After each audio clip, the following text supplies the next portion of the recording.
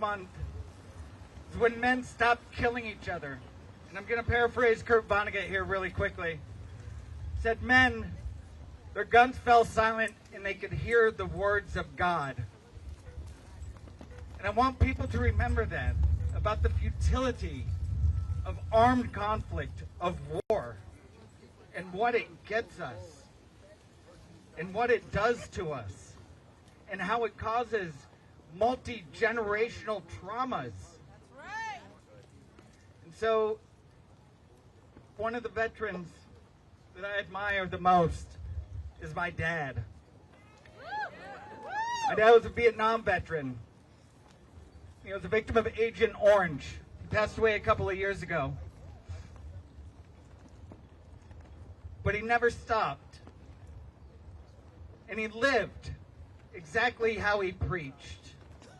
So growing up, my parents, I have 4 adopted siblings, and I don't know how many foster brothers and sisters, because my parents truly cared, truly knew what it meant to serve their community and their country. Right. And so now I try and take that here at Flair. I'm gonna brag a little bit. A few months ago, I brought my son here. And someone was coming around, and I had a veteran identifying shirt on. Someone said, "Thank you for your service and for what you did." And my 12-year-old son said, "What he did, he never stopped." And we're not going to stop. In fact, on October 3rd, when we were decamped at 5 o'clock in the morning, that day, I took people from the Samud Gaza Flotilla families up to the Capitol so they could advocate for their families to be brought home safely from Israel. Okay? So we didn't stop. We kept working. And that following Monday, we went right back into the halls of Congress demanding that Trump be impeached, convicted, and removed.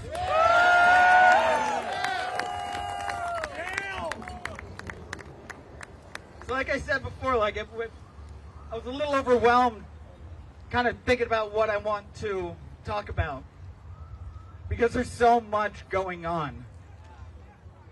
But that's right out of their playbook. They overwhelm us, so we forget about others. And we're not going to do that. We're not going to forget about our disabled communities. We're not going to forget about our black and brown communities. We're not going to forget about our queer communities. We're not going to forget about our trans communities. We're not going to forget about Ukraine. And we're not going to forget about Palestine. So I have a friend, my friend Danny. I like to talk about her because she's an amazing person. She's one of the strongest people I know. And so for a while she's been sick. And a few weeks ago she had to have emergency brain surgery. And I talked to her soon after that. One of the first things that she did when she got home was get online and provide some mutual aid to her neighbors. So Danny's been out here with us, and a handful of us since we started protesting outside of the Heritage Foundation in January or in February. And Danny's a musician. And so she was explaining to me that in the choir, when someone needs to take a breath and they need to breathe, others have to sing a little bit louder for them. So that's what we're gonna do here today. But not only do they need to hear us, they need to see us. So veterans, white veterans, we need to use our privileges in the right way. We're the ones that can get away with filming ICE and chasing ICE out of our neighborhoods. We're the ones that can walk into the halls of Congress without fear for the safety of our lives. We need to use that privilege. We have our trans communities being denied health care and basic human rights, and blamed for helicopter crashes and school shootings.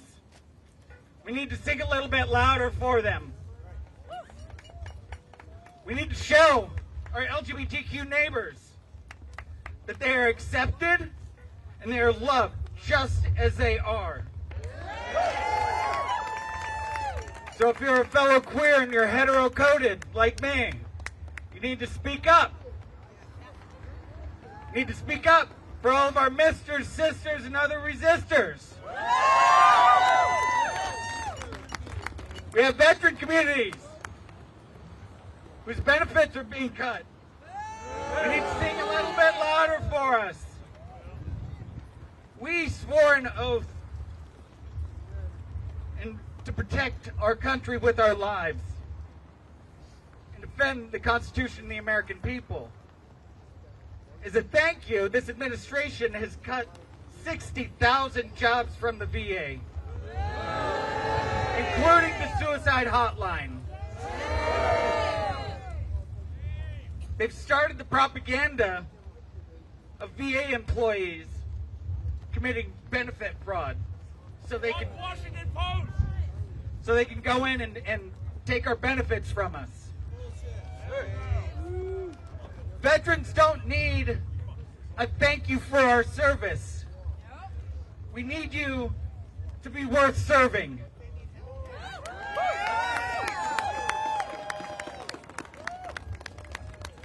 We have our Native American communities whose land we stole, being denied equal rights and protections. We need to sing a little bit louder for them. For the 6,000 Native women currently missing. If they were white women, there would be public outrage everywhere. We have our Palestinian communities who have been crying out for 75 years about Zionism and the fascism. We need to sing a little bit louder for them.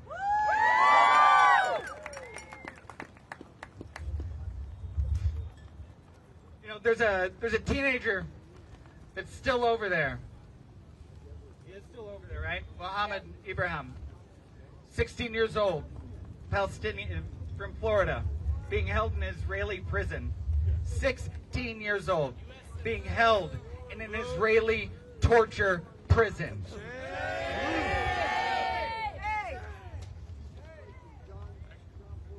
So, when Flair formed, we put a lot of emphasis on that E, meaning everywhere. And we take it serious. So here's what I need you to do. I need you to sing a little bit louder right now, okay? Need you to sing a little bit louder for our trans communities. Need you to sing a little bit louder for our brown communities. I need you to sing a little bit louder for our immigrant communities.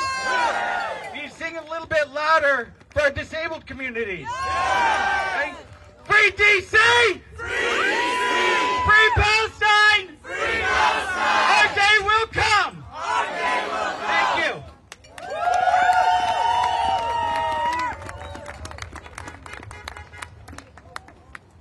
Speaking of Palestine, do you guys remember recently there was an entire flotilla of boats that went to break the siege? The global summit float. One of those boats was a veteran boat. Is everyone aware that that happened? Good. Because the legacy media doesn't report on this shit, so we have to. But the veteran boat, there was one guy on it, a friend of mine. I've been to several actions with him. He's always in the street. He's always raising hell, and that's why I love him. And he was on that boat, captured by the Israelis, and he's home now. So what we're going to do is we're going to welcome him and have a few words with him. Former Army Ranger, please welcome Greg Stoker.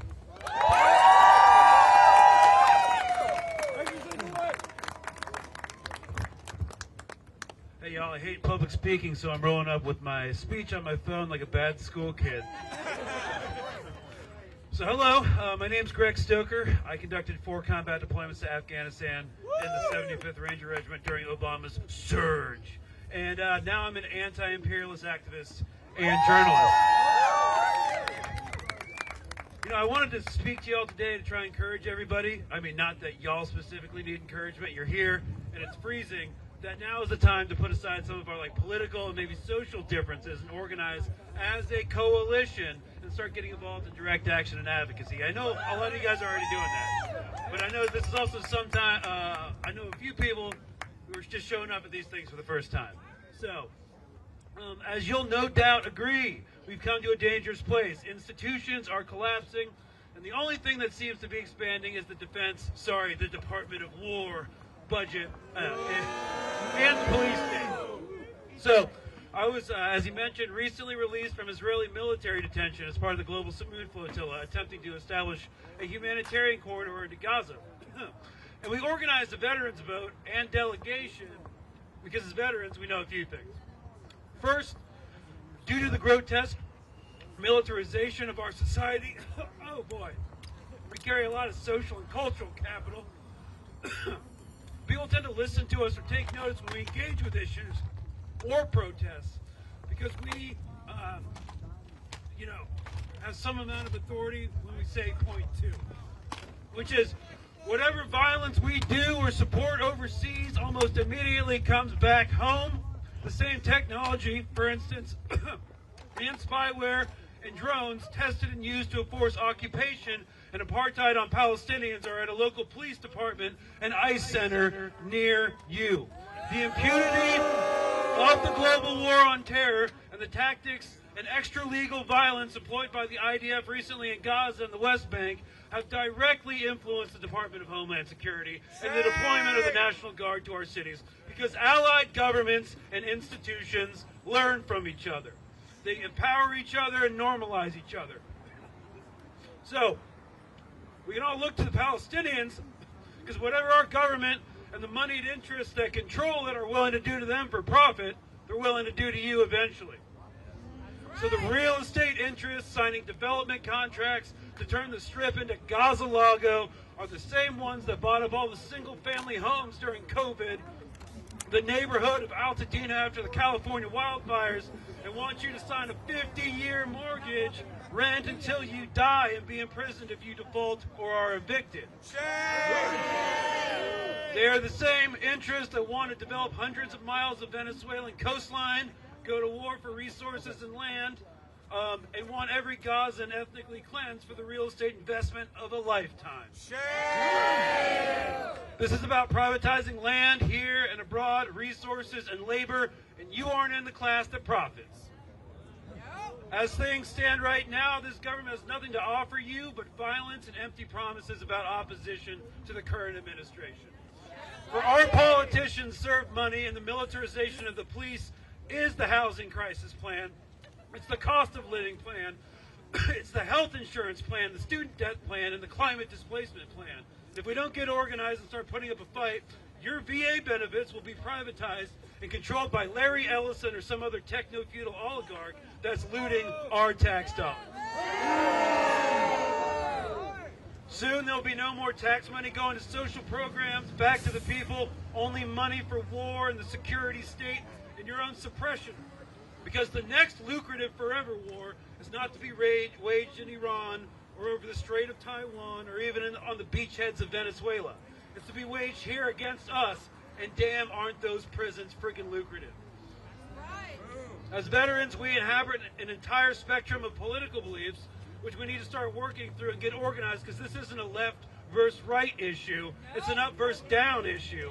And if you don't see that yet, and you're still only talking about Democrats and Republicans, then you don't know what the hell's going on in this world.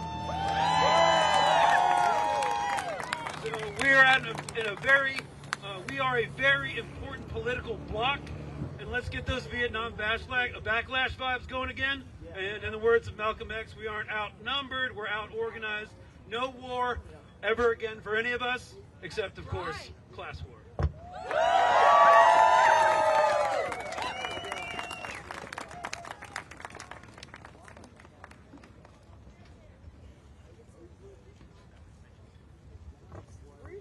So we're going to keep in the spirit of talking about Gaza and Palestine here. Over the last few months, there's been a lot of conversation on the internet about why don't these troops quit? Why don't they resign? Listen, that's a complicated conversation. If you haven't been in the military, it's hard to understand it. But with us today is a former Army officer who was the first Army officer to resign over the genocide in Gaza.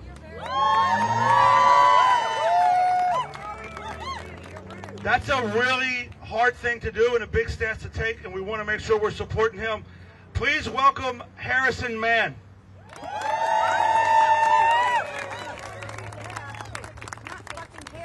Thank you. Can y'all hear me? All right, so I'll explain today why I'm a veteran and not a field grade Army officer like I used to be about 18 months ago. Starting in October 2023, I was one of, by my estimate, 2,000 or 3,000 active duty service members who went to work every day and supported the Israeli military as they committed genocide in Gaza and slaughtered innocent people around the region. And despite the evidence that I could see with my own eyes, whether on social media or classified satellite imagery, I was assured by the highest echelons of my military and civilian leadership that what we were doing was just and what we were doing was legal. But I knew it was wrong. Right. And if you knew me in my Army career, you'd know that I was not the most stainless or upstanding, ethically or morally Army officer. You could ask my supply sergeant about that. But if I knew it was wrong, I knew the other 2,000 to 3,000 soldiers, sailors, airmen, Marines on this mission with me knew it was wrong too. But very, very few of us actually stopped supporting that mission, and even fewer spoke out. The only reason I was able to was not because of any special personal qualities I had, but because I was blessed with friends and family and people in my life who I could talk to, who believed in me, and who were validating my sense of right and wrong.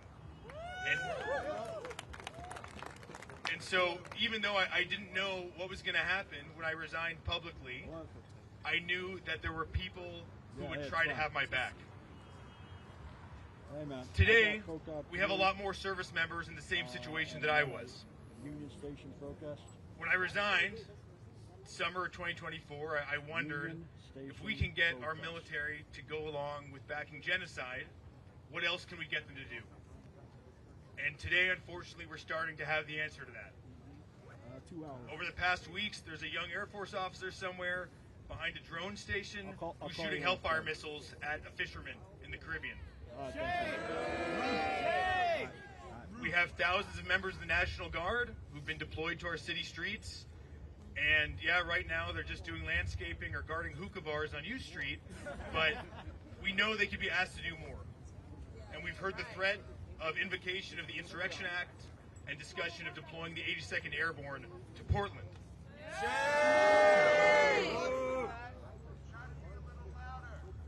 When individual soldiers or junior leaders have to make judgments on their own about what's legal and what's moral, it means we've already seen the failure of a lot of norms, a lot of regulations, a lot of safeguards, and a lot of levels of the chain of command. But unfortunately, that's the situation that an increasing number of troops are finding themselves in today, just as I did. And unfortunately, most of them are not lucky enough to have the same support system that I enjoyed. Most of them do not know people in Washington, D.C. who can tell them, hey, I know a great national security lawyer, hey, I can let you crash in my apartment. Hey, I will still be your friend and support you publicly if you decide to make this stand. Those of you who served know that when you're in this situation, there's a lot of sticks and not a lot of carrots. So I want to recognize the incredible work that groups like About Face and Veterans for Peace have been doing, trying to create this community for service members who are struggling like this.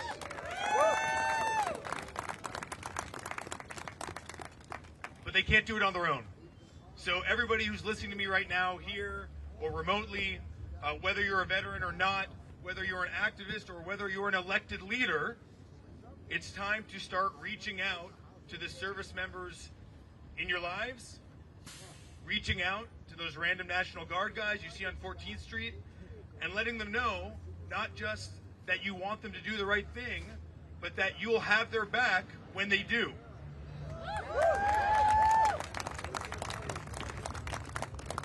Because when you find yourself in the unenviable position of being asked to violate the law or to harm innocent people, as I was, it makes a world of difference knowing that someone's got your back. Thank you.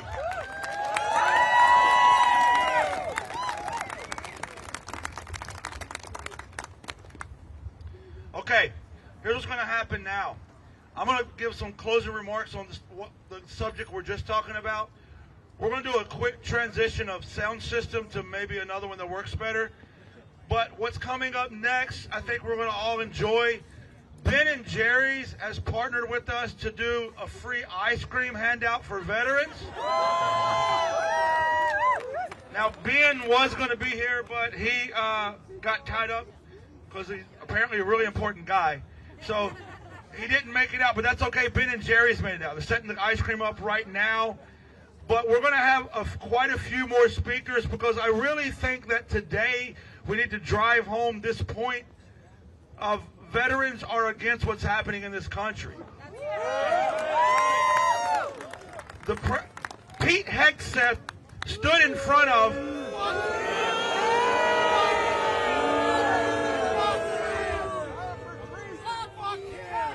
I love that response. Pete Hegseth stood in front of a room full of generals to talk about Army standards. What a fucking joke. He talked about shaving standards, but those black soldiers that's targeting have more valor in their pinky finger than Pete Hegseth ever thought. Right now, trans service members who have served honorably this country and served more and longer and harder than Pete Hegseth ever dreamed of it is being kicked out. They have more valor in their pinky finger than Pete Hegseth has in his career. Pete Hegseth talks about soldiers as if it's a Hollywood archetype for the next upcoming action film. But those of us who have deployed and defended this country, those of us who have engaged with the enemies of this country, those of us who have seen what war looks like, knows that there's no archetype for what a soldier, sailor, airman, or Marine is. It is simply someone who is willing to take the fucking chance to defend something greater than ourselves. Hegseth, Trump, and the entire lot of them don't know the first thing about anything other than themselves. So what I will not let happen on Veterans Day or any day is that lot of people preach to us about service and sacrifice. We took an oath to defend the Constitution. Technically, the President did too. Technically, the Secretary of Defense, I refuse to call that fucker the Secretary of War. Secretary of Defense did too.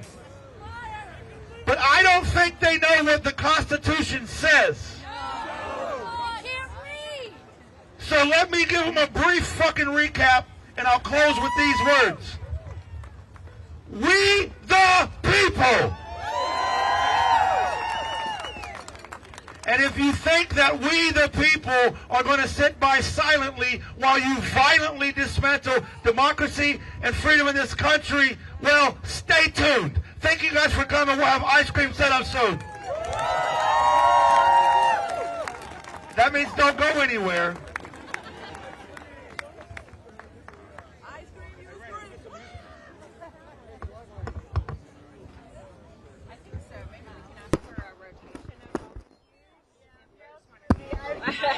I can't feel my anything really. Oh, another baby. Yeah.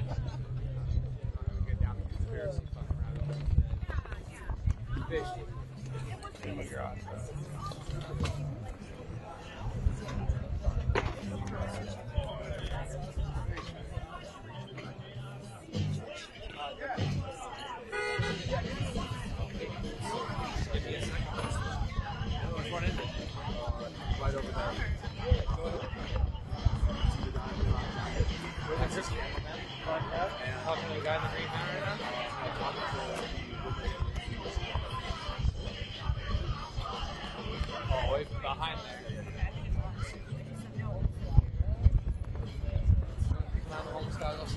there. The best.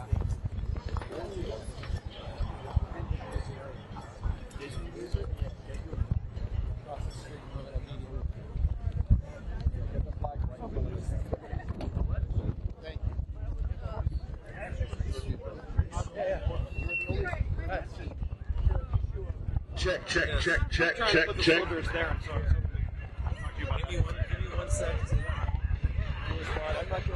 Check, mic check.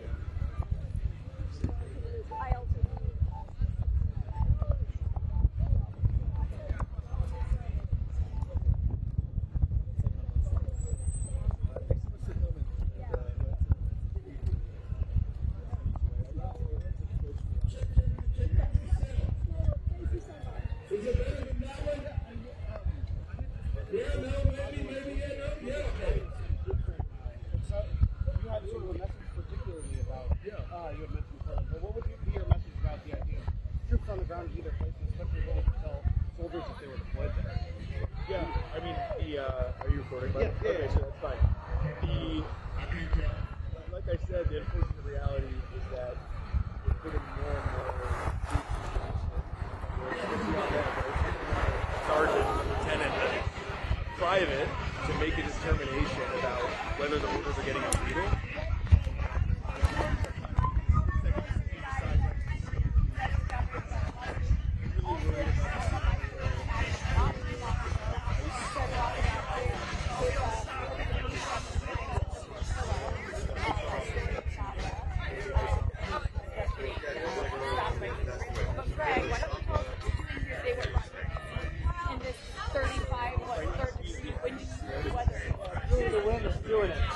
Well, I'm here for the same reason that I organized a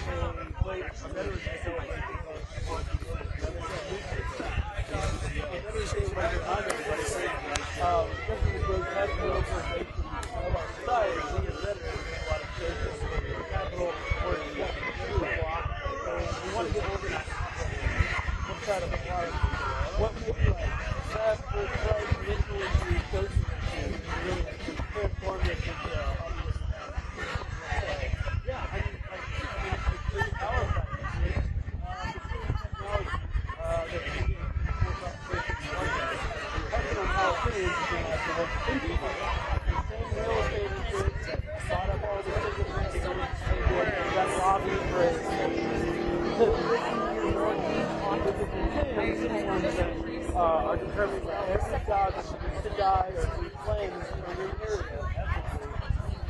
area. All of these things are intersectional. It's all based off the same thing. We voted the monster back in.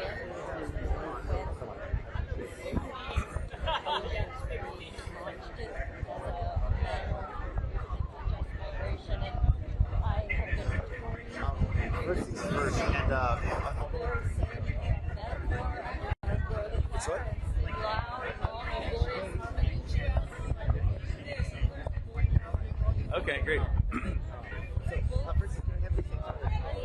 Yeah, Harrison Man. Spell? HARRISONMANN. I was a major in the Army. If you like it, Yeah, I mean, the experience I had is now getting universalized, which is being in a situation where you understand you're being asked to do something that's clearly immoral and probably illegal. For me, it was supporting the Israeli military as they carried out genocide.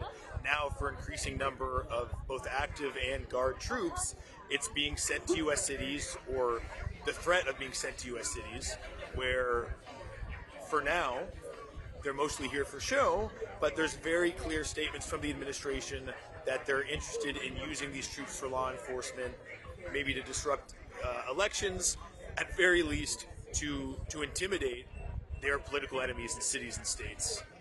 And so I've been disappointed at the lack of, I think, national political pushback to the way the military is being used right now.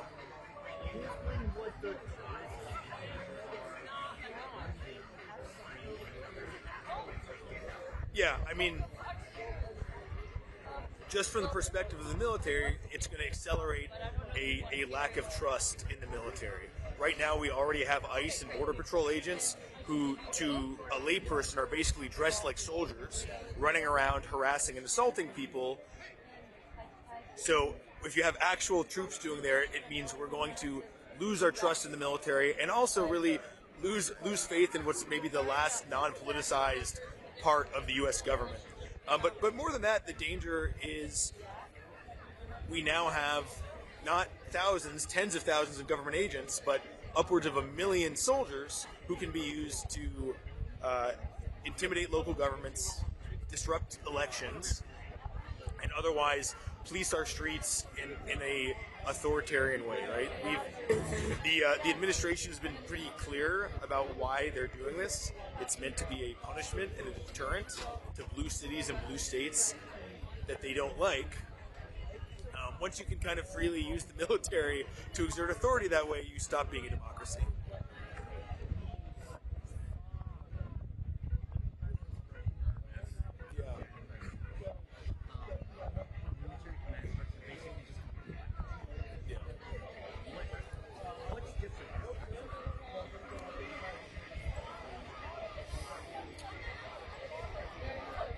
Yeah, Okay, everybody check it out.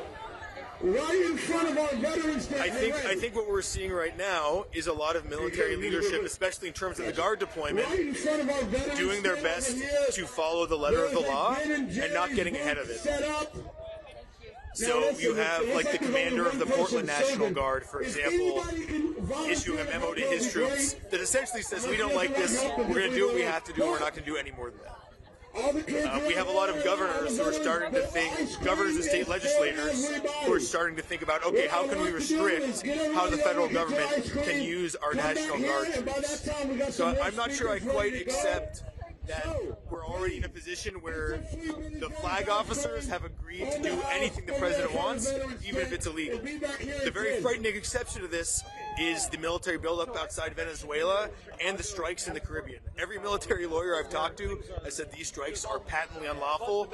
That's the way they say, so blatantly illegal that anybody should know it's illegal. So we at least have one chain of command and maybe a few hundred service members who are agreeing to participate in lethal strikes that they know are against the law. So I am quite worried that that spreads and that precedent, if it's not challenged, is going to show up in other parts of the military, including troops deployed to U.S. cities.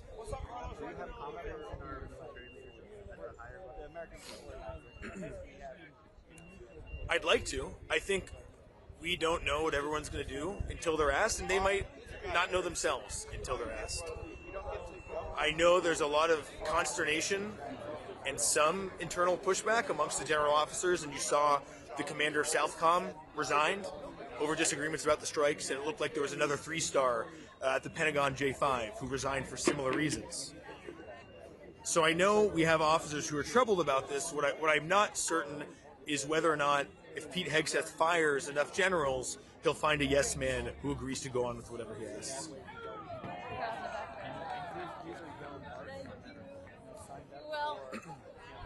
Yeah, I think if you're around my age, you joined to participate in a war on terror, where we thought we were doing something good and that served our country, and mostly were disappointed in that ideal.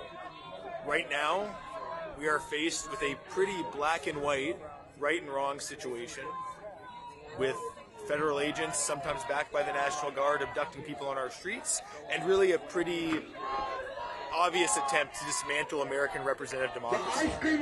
And so I think there's a tremendous opportunity for all of us who joined out of idealism and had that idealism frustrated by the reality of the war on terror to find it again and pick up these opportunities to help our neighbors, help our communities who can't protect themselves from this administration.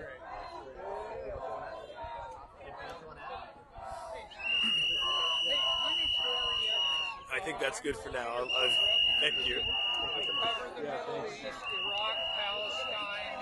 I actually, can I have you?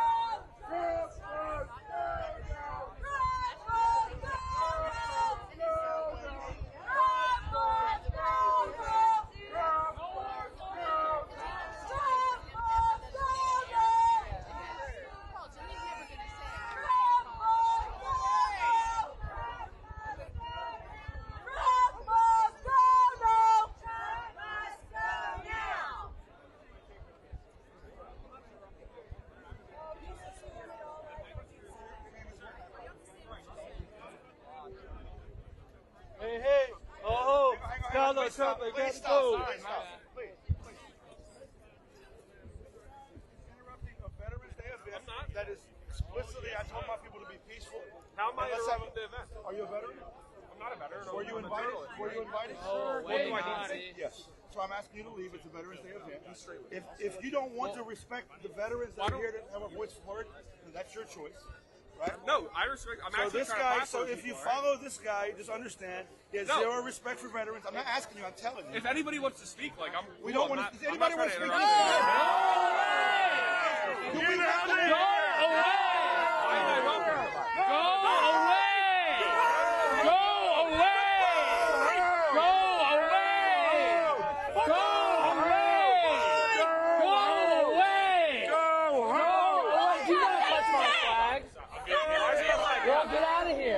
Go away! Go away! You're not welcome here. Leave now! Guys, give us some space. Now! They do this to the protest. You little Nazi, leave now! Leave now! Free to leave! We are all veterans of this nation, and we want you to leave now! Don't even speak to these guys. Leave now! Am I not an American? Leave now! You are a traitor, and you know it! Go back to Europe. Hey, my man. Go back to Europe. Don't need encouragement. Let that clown go about his business. Ignorance don't need encouragement. Because that's what it is. Total ignorance. Why is it? No, it's greed. It isn't ignorance. This is greed. It's evil. He knows what he's Hey, I doing. didn't address you. I did not address you. I was addressing you. I don't need anything. Not one thing. I don't need any words from you. I was speaking to your man. I'm not engaged. I don't want to engage. These Nazis gotta go! Hey, hey! Ho, ho! These Nazis gotta go! Hey, hey! Ho, ho! These Nazis gotta go! Hey, hey! Ho, ho! These Nazis gotta go! Hey, hey! Ho, ho! These Nazis gotta go! Now is he destroying the country? Fascist ways. I will say. These Nazis gotta go! Hey, hey! Ho, ho! These Nazis gotta go! Hey, hey! Ho, ho! These Nazis gotta go! Hey, hey! Ho, ho! These Nazis gotta go! Hey, hey! Ho, ho! These Nazis gotta go! Hey, hey! Ho, ho! These Nazis got to go! Hey, hey! Ho, ho! These Nazis got to go!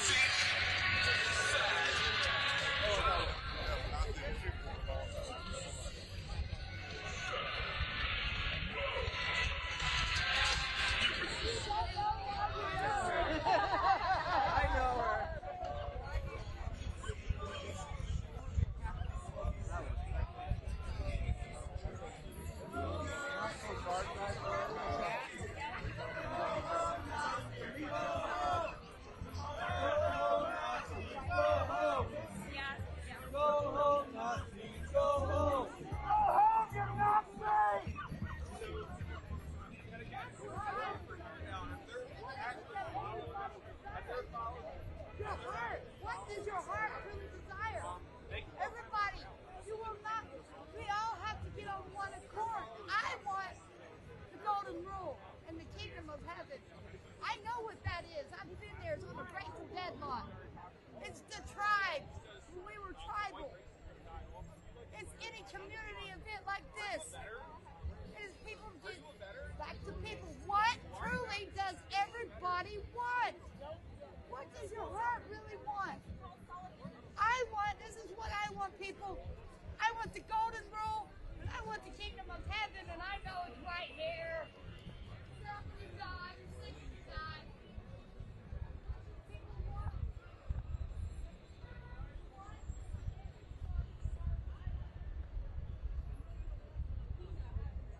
Guess what? I'm gonna be here forever.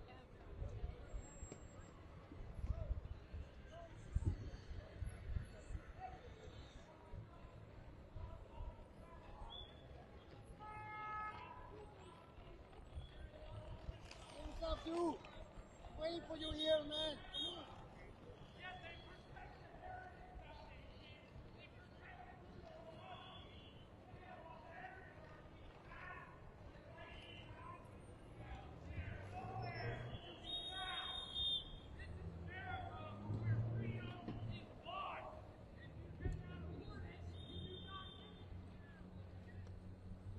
Stand up, people! Stop pretending like everything is normal!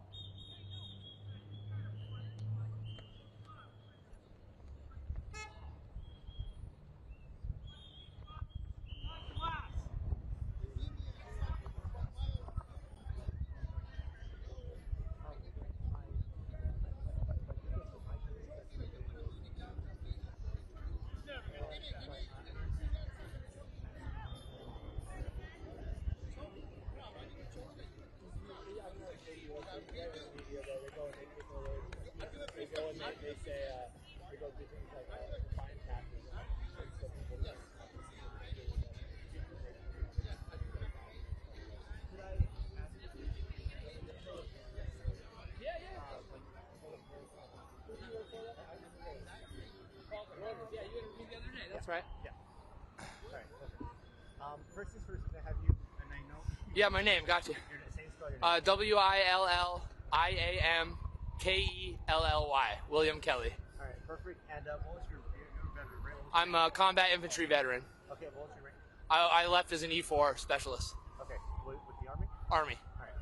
Can you explain what happened right now? So basically, these guys have come before. They're a right-wing media group. I'm not sure the exact name of them. But what they do is they come down to our rallies. They do things like ask questions such as define fascism. And then they continue to interview people. And a lot of times they'll wear pins of our cause to pretend like they're one of us. But what they actually do is they collect this footage and they twist our words and they make footage that tries to make us look dumb or tries to make us look unpatriotic. So we get kind of tired because they show up at our rallies like this and they infiltrate us and people don't know, so they go ahead and go forward with these interviews not knowing that their words will be twisted against them. Why reject them so immediately and so hard? Because this personal pair I know personally and they've harassed me many times. And honestly, I should have held back a little bit. I was a little upset. I didn't do anything illegal, but it bothers me that as a veteran of this nation, at a veterans rally on Veterans Day, that I have to be harassed by right-wing media that has never served this country, by a kid that cannot even grow facial hair yet, telling me something, twisting my words, even though I fought for this nation, even though I continue to fight for this nation. It's insulting. Just come down and join us. We're at Union Station 24/7. We need more bodies. We need more people to stand up against this tyranny we're seeing. Thank you so much. Yeah, thank you. I appreciate it. Thank you.